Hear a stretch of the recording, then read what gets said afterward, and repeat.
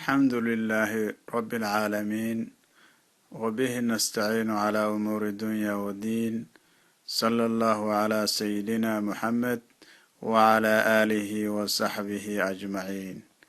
الحمد لله الذي هدانا للإسلام.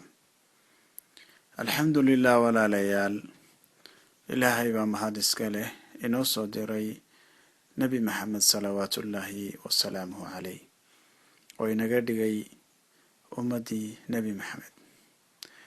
rasuulku wuxuu dhahay sallallahu alayhi wasallam man khaafa adlaj waman adlaja balaqa almansil alaa ina silcata allahi qaaliya alaa ina silcata allahi aljanna.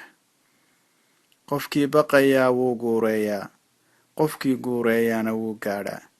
ilaahay badeecadiisu waa qaali, ilaahay badeecadiisu waa janno. qofkii doorta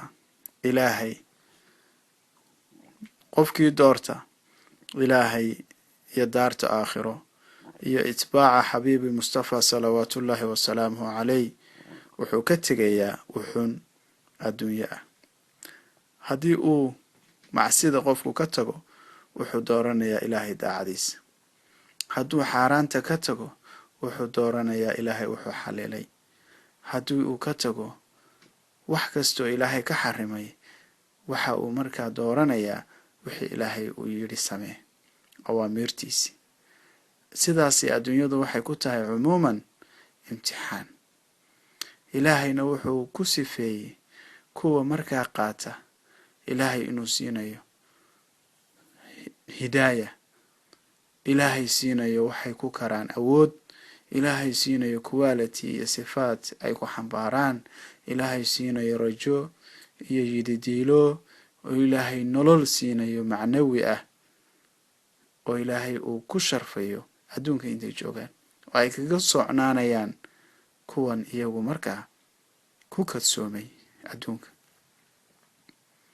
marka walaalayaal, adduunyadani maadaama ay tahay meeshii labada qof ee qofna uu guulaystay qofna khasaaray ay wada joogeen, waxaa astaan u ah qofka guulaysta had iyo goor inuu dareenkiisa iyo shacaa'irtiisa iyo rajadiisa iyo yididiiladiisa iyo himadiisa iyo wuxuu u arko mustaqbal iyo waxa uu doonayo ayaa waxay ka duwan tahay totally kan kale ee khasaaray. isagu waxa uu muuqataa naciim almuqiim alladina laa yaxuulu walaa yasuul daara alkhuldi. waxa uu muuqataa muraafaqata xabiibu mustafa salawaatullaahi wasalaamuhu calayh. waxa uu muuqataa yowma laa yanfacu maalun walaa banuun ilaa man ata allaahi biqalbi saliim. waxa uu muuqataa waman suxsixa cani naara wa udkhila aljannata faqad faas. waxa uu muuqataa ilaahay qofkuu raalli ka noqdo ayaa u muuqata walaalayaal inuu yahay qofka guulaystay. laakiin saaxiib addunyaa, saaxiib aldinaar, saaxiib alashyaa, saaxiib alalaab, waxa uu muuqata isaga itus oo itaabsi. wax uu markaa gacanta in loo saaro, imaa in markaa la dhadhansiiyo, imaa in loo tilmaamo wata la yidhaahdo. intaasuu wax ku gartaa. caqiidadiisu waa inta, arrinkiisu waa itus, wuxuu arko ayuu rumeeyaa. markaa saasay ku kala tageen saaxiib aliimaan iyo saaxiib alasbaab, saaxiib almushaabahaat iyo saaxiib alyaqiin, saaxiib aldunyaa iyo saaxiib macnaha raja waljanna walaakhira, yowma almacsharka walxisaabta maalintaas. marka walaalayaal, waxaasoo dhan waa waaqic, waana xaalad, waana maanta, oo ilaahay jalla wacalaa wuxuu ina siiyey fursado iyo jaanisyo. bil kasta ilaahay, maalin usbuuc kasta ilaahay wuxuu ina siiyey maalin jimcaha ku jirta, oo ay ku jirto saacat almustajaaba, oo rasuulka ilaahay uu inoo sheegay qofkii waafaqa saacadda ilaahay fadliga uu siinayo.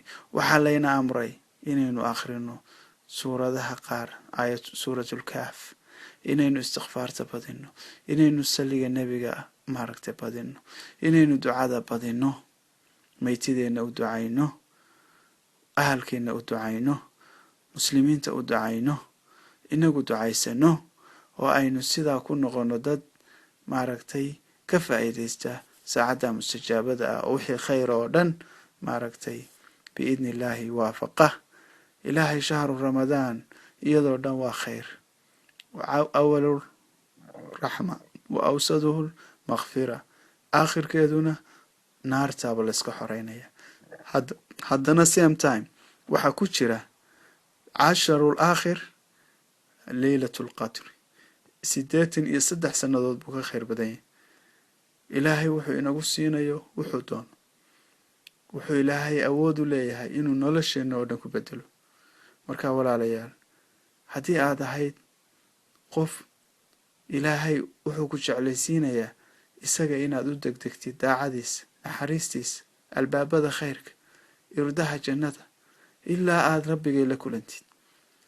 waa habeen u baahan inaynu ku baraarugno, maxaa yeelay mustaqbalkeenu waa habeenka. mustaqbalkeenu waa inta laynaga aqbalay. mustaqbalkeenu waa inta ilaahay aynu xidhiir la leenahay. mustaqbalkeenu waa ilaahay rabbilcaalamiin la kulankiisa.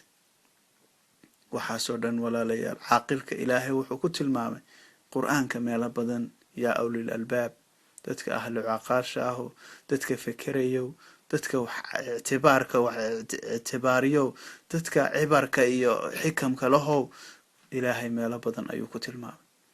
rasuulku sala allahu calayhi wasalam axaadiista, wallahu aclam saxada xadiiskan, laakiin mafhuumkiisu wuxuu ahaa alkaysu man daana nafsah wa camila lima bacda mowt, walcaajisu man tabica hawaaha watamana cala allahi alamaana. ilahay waxaan ka baryaa inuu inoo waafajiyo. walaal, waxaan kusoo khatimayaa maanso ilaahay cadamadiisa ka hadlaysa, qasiido markaa ila sheergareeya oo ila dhegeysta. allahayow ilaahow arraxmaan raxiimow, kii naftayda uumee adduunyada lahaayow, allihii addoommada ka abuuray ciidee, awal aakhirkii iga dhigay islaamkow, quwadiyo awoodlow, arrin iyo ogaalow, uun iyo abuurlow, idan iyo axkaamlow, tiisu ay ahaatow, toobada ajiibow, aqbalow risaaqow, lagu eerti eebow, eegaalka aradkiyo inta samada ku alkuman ama adhax